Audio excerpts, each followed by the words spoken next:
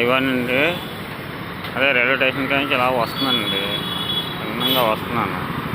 వచ్చే తావులో చాలా దారుణంగా ఎవరు పట్టించుకోలేదు. బాగా ఆకలితో ఉన్నాడు. ఆకలితో ఉన్న వ్యక్తిని చూశాను. కింద పడుకొని ఉన్నారు. చూడండి, ఎవరో పట్టించుకోలేకపోతున్నాను. ఆకలితో ఉన్నారని టిఫిన్ కొన్ని ఇచ్చాను, పక్కన పెట్టాను. తిన్నారు. చాలా దారుణంగా ఉన్నాయి.